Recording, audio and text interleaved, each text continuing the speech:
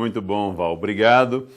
Estamos aqui hoje, em função de quarta-feira, dia de Jogo do Brasil. Nós tivemos ontem, horário novo, no meio do seu almoço.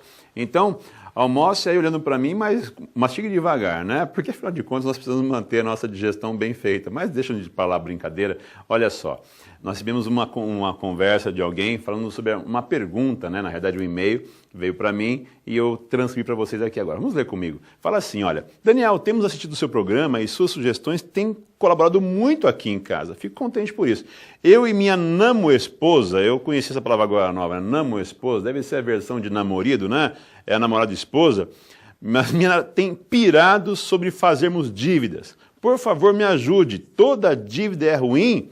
Carlos Roberto, namorado da Carlota. Muito bem. Carlos e Carlota, uma dupla boa para cantar aqui em Maringá já. Já tem umas 300, Vamos lá, já pode investir no marketing. Veja só, Carlos e Carlota, investir, gastar, emprestar dinheiro, toda dívida não é ruim. Dever não é por si só ruim. Essa imagem de que dívida é ruim está errada.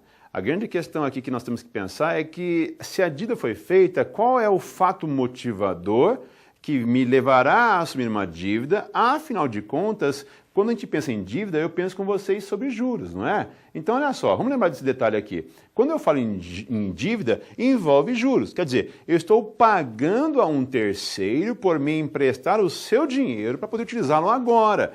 Então, eu vou ter que remunerar esse capital de um terceiro. Portanto, ao fazer uma dívida, eu estou pagando mais pelo mesmo bem que eu comprei agora há pouco. Então eu pagaria um preço e com o meu empréstimo, com a dívida, vou estar pagando mais caro por isso, correto? Muito bem. Então já entendemos que dívida envolve eu ter pagamento de juros. O problema só é que não posso pegar isso como verdade absoluta, porque eu preciso avaliar se naquilo que eu investi o dinheiro, a dívida que foi feita, vai compensar para mim como retorno. Então é o que nós dissemos, dívida boa é aquela que gera mais benefícios do que os juros que foram pagos. Então veja, é possível eu ter uma dívida onde o valor que eu paguei vai significar alguma coisa, mas os benefícios que eu vou colher, que eu vou receber por conta daquela dívida vão ser maiores. Essa é a dívida boa. E quando a dívida é ruim, quando o contrário acontece, quando aquilo que eu paguei foi um desembolso que eu tive, mas eu não tive nenhum benefício, ou os benefícios que eu tive de retorno para mim foram muito inferiores aos custos que eu tive que desembolsar, ok? Então já pacificamos isso? Toda dívida é ruim? Não, Carlos e Carlota, não é. Nós temos que avaliar se isso realmente é verdade ou não. No e-mail dele eu cortei um pedaço, porque não cabia na tela ali, mas a informação é a seguinte, eles querem comprar um carro, não é? E comprar carro sempre é uma questão que envolve o brasileiro, porque o brasileiro adora carro, o brasileiro paga mais caro por isso, não é? E nesse aspecto, o que eu fiz com vocês foi uma avaliação bem simples, direta, para poder avaliar quanto seria o investimento de um carro feito em torno de R$25 mil, não é? Mas olha só, antes de a gente avançar nisso, não é? A gente sabe que um carro velho tem despesa e um carro novo desvaloriza. O que a gente pode avançar agora é entender o seguinte, não é? Que no outro slide mostra para a gente a respeito de como acontece a desvalorização dos carros a partir da compra de um carro zero. Então aqui eu tenho uma sequência de preços que caem, não é? E olha só o que ocorre. E aqui eu peguei os modelos mais comuns no Brasil. Então veja, a tendência é de queda, não é? A tendência é de cair o preço, não é? O que acontece então é que se os preços vão caindo ao longo dos anos, a pergunta é, vale ou não vale a pena investir? Porque meu carro é velho, meu carro novo vai cair preço, então nada vale a pena então, professor? Não, não é isso. A questão é que temos que avaliar realmente. E a continha é uma continha bem feita, bem elaborada, que mostra para vocês esse detalhe. Olha só, vamos botar agora em tela cheia para me acompanhar e eu vou falar com vocês rapidamente. Veja, quando a gente enxerga o carro, pensamos aqui no exemplo de um carro de R$25 mil.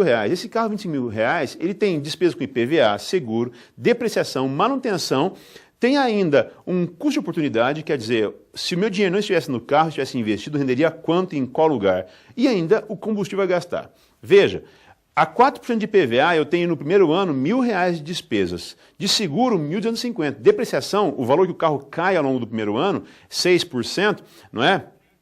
R$1.500. Manutenção zero, porque o carro é novo. No segundo, o custo por unidade de 12%, investimento assim, que a gente fala em tema de poupança, renda fixa e variável, R$3.000 durante um ano e o combustível de R$2.700. Eu fiz essa conta em 3 anos, e você vê comigo que ao longo de 3 anos, os meus valores eles vão se avolumando, vão aumentando. Então eu falo de ter um valor de 9.450 no primeiro ano, eu falo de 10.045 no segundo ano, no terceiro ano chega a 9.664.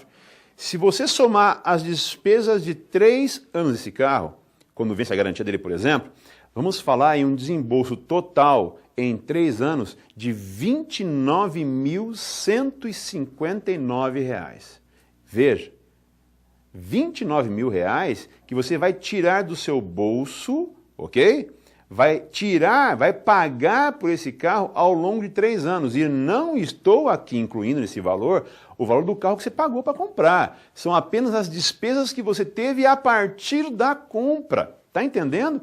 Então, depreciação, manutenção, seguro, IPVA, certo? Combustível. Tem pessoas que compram um carro e não fazem a conta que não vão gastar. Nesse exemplo nosso, em exemplo bem básico, com os dados que eu recebi do nosso leitor, nosso telespectador, não é? Ele vai ter uma despesa de R$ 29.000 em 3 anos projetado. O que significa isso? Vamos avançar um pouquinho mais. Se você olhar comigo nesse dado, olha só, esse outro slide. O que ele mostra? Que eu tenho o carro que foi comprado por R$ 25.000, eu tenho os gastos totais realizados de R$ 29.000, alguns centavos, e eu vou agora vender o carro depois de 3 anos. Então eu vou buscar de volta mais R$ 22.000. Então eu recuperei meu investimento, ok? Eu vou gastar 25 mais 29 e vou deduzir 22.000 de investimento que eu fiz, que eu recuperei na minha venda. Eu vou ter um desembolso total de R$ 32.000 por apenas um único veículo. E aqui, amigo, não está ainda a questão de financiar o carro. Se financiar o carro R$ 25.000 a 2% ao mês por 3 anos, falamos em um juros total em 3 anos de mais de R$ 10.000. Então, qual é a conta? O professor está me desencorajando a comprar o carro? Não, não é isso. Não foi isso que eu disse. Se você for investir num carro, deverá produzir com esse carro uma renda superior a essa que você percebeu para poder dizer que valeu a pena comprar. Senão, está apenas pagando para ter alguma coisa, ok? Se você olhar esse gráfico, ele mostra para você o índice do Bovespa nos últimos 10 anos, de 94 a 2013. E ele cai, sobe, mas ele mostra uma tendência para você. Eu fiz uma avaliação bem simples nesse outro gráfico agora. Olha só, quando você enxerga esse exemplo nosso, né, a linha vermelha é o valor do carro ao longo dos 10 anos. A linha amarela é o valor do carro que você investiu, R$ 20.000, por exemplo, ao longo de 10 anos aplicado na poupança. E a linha azul é o mesmo dinheiro aplicado em ações pelo índice Bovespa nos últimos 10 anos.